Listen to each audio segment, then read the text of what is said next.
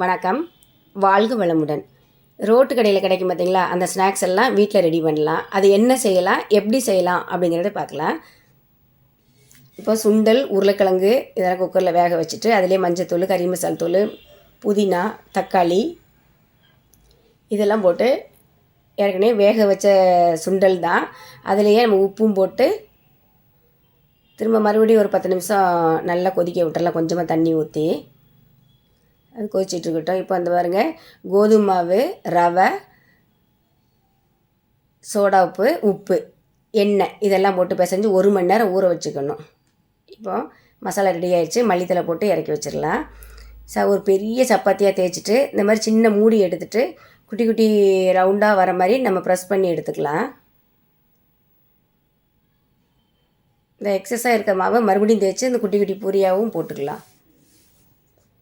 இது ரொம்ப தடிமனாகவும் இருக்கக்கூடாது, லேசாகவும் இருக்கக்கூடாது. ரொம்ப லேசாக இருந்ததுன்னா உப்பி வராது. இந்த அளவுக்கு இருக்கணும்.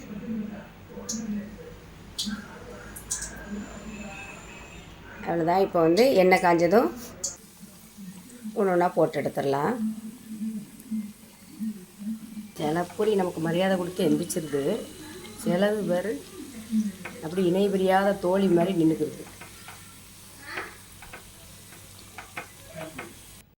பூரி எல்லாம் ரெடி பண்ணியாச்சு, மசாலாவும் ரெடி ஆயிடுச்சு.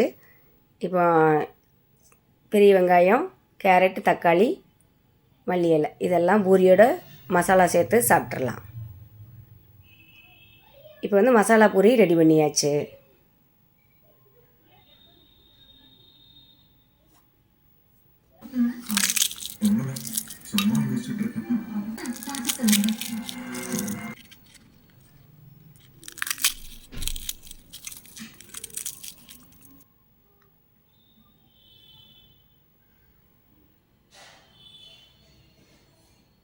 சூப்பரான சுவையான மசாலா பூரி ரெடி ஆயிடுச்சா? அடுத்தாப்பில் என்ன ஸ்நாக்ஸ்ன்னு பார்க்கலாம். இது நம்ம ரோட்டு கடையில் வாங்கி சாப்பிட்றது என்னென்ன எண்ணெய் சேர்க்குறாங்கன்னு தெரியல. வீட்டிலையே இப்படி ரெடி பண்ணி சாப்பிட்டுக்கலாம். டெய்லி சாப்பிட்றாலும் அப்பப்போ ரெடி பண்ணி சாப்பிட்லாம். அடுத்தாப்பில் தட்டு வடை, தயிர் தட்டு வடை பாருங்கள். தட்டு வடை, மிளகாய்த்தூள், கறி மசால் தூள், பெரிய வெங்காயம், வறுத்த நிலக்கடலை, கொஞ்சமாக உப்பு, தயிர், பீட்ரூட்டு இதெல்லாம் போட்டுக்கணும்.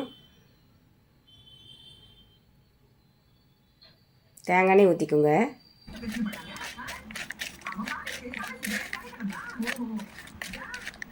பீட்ரூட்டு, கருவேப்பிலை, பூண்டு, பச்சை மிளகாய், தக்காளி, ஆம்ச்சூர் அதாவது காஞ்ச மாங்காய் இதெல்லாம் சேர்த்து இதில் அரைச்சிருக்கிறேன்.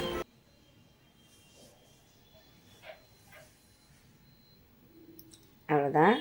தயிர் தட்டுவடை செட்டு ரெடி ஆயிடுச்சு. இப்போ பஜ்ஜி பாருங்கள். அதுக்கு முன்னாடி அதுக்கு ஒரு சட்னி ரெடி பண்ணிடலாம். வரமிளகா, பூண்டு, தக்காளி, பெரிய வெங்காயம், உப்பு, புளி இதெல்லாம் போட்டு அரைச்சி தாளித்து சட்னி ரெடி பண்ணிக்கலாம். இது வீட்டிலே போட்ட பஜ்ஜி தான், வாழைக்காய் பஜ்ஜி. மூணையை வச்சு இந்த சட்னி வச்சு சாப்பிட்டு பாருங்கள். சும்மா அப்படியே சொர்க்கந்தான். நம்ம டெய்லி எண்ணெய் பலகாரம் சாப்பிட வேண்டாம். அப்பப்போ சாப்பிடணும்னு நினைப்பு வந்ததுன்னா அந்த மாதிரி வீட்டிலே செஞ்சு சாப்பிடுங்க. கடையிலேயே வாங்கி வாங்கி சாப்பிட்டோன்னா மாறி மாறி அந்த எண்ணெயில் போட்டு எடுக்கிறாங்க பார்த்தீங்களா, கொதிக்க வச்ச எண்ணெயிலே. அது அவ்வளோவா உடம்புக்கு நல்லதில்லை. இந்த பிறவி எடுக்கிறதே சாப்பிட்றதுக்காக தான், மனித பிறவி எடுத்ததே. நல்லா செஞ்சு சாப்பிடுங்க. தேங்க்யூ.